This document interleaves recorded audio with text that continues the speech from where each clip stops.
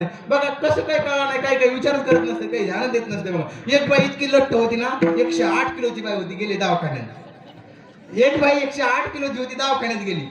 आता मी सांगायला काहीच कळत नाही, कसं कळत नाही. बघा एक बाई 108 किलोची होती, दवाखान्यात गेली. डॉक्टरला म्हणले आता मला काय करायचं माहितीये का, हे 108 किलो नाही का ते कमी करायचंय.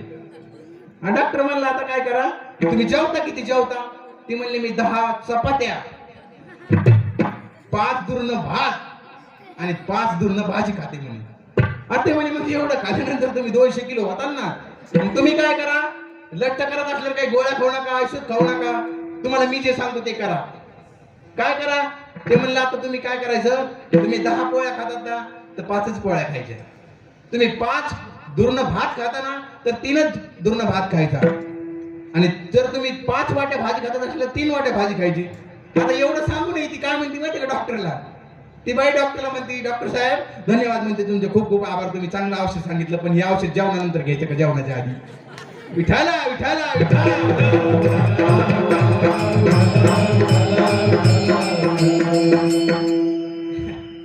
किती सोपं करून सांगा, काय केलं काहीच कळत नाही. विनोदाचा फवारा मारावा लागतो, नाही तर मग जे काही कसे बसत आहेत बाबा, विनोदाचा फवारा मारावा लागतो थोडा थोडा, ते नाही तर काही कसे बसत आहेत. नाही तर विनोद नाहीच केला ना दादा, काहीच कळत नाही. 4 विनोद सांगितल्यानंतर 5वा विनोद आता कळला माहितीये का.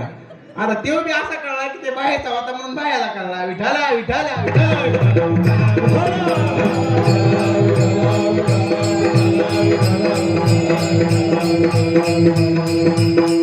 सगळे पाक राहणार, पण भाऊ तरी दाणे काय लागले बघा. विठाला विठाला विठाला.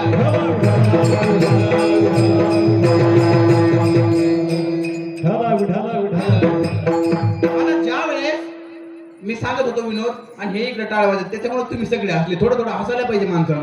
काही इतके तोंड घेऊन बसलेत कीर्तनाला, कशी बसते तुम्हाला सांगतो. काही एक जण बसलं होतं, निव्वळ असं बसलं होतं. बघा कसं बसलं होतं, इकडे लक्ष द्या. कसं बसलं होतं माहितीये का, एक जण कीर्तनाला लावून असं बसले, असं बसले. तुम्हाला वाटलं नाही गेलं ते म्हणून असं बसलं. मी म्हणणार तू बसला कोण तसा, माणसं चांगलं बोलत नाही, चांगलं बसत नाही, चांगले विचार करत नाही. तसं बसल्यानंतर मी म्हणलं तू कसं काऊन बसला रे? ते म्हणलं महाराज उपास आहे.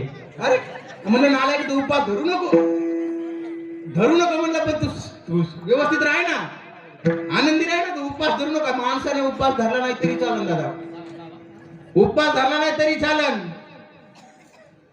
उपास फक्त देवाचा धरावा असं नाही काय.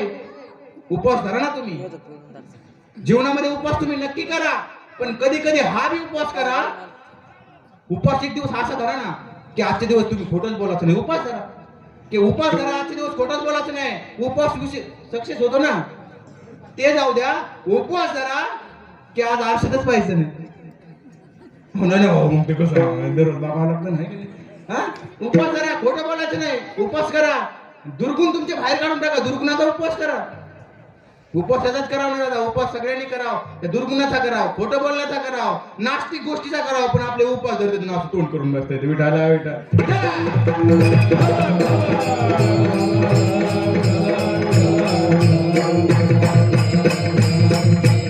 म्हणून या वाईट विचार आणि वाईट सवयी या शिवजयंतीच्या माध्यमातून आपण इथं सोडून द्यायला पाहिजे. हा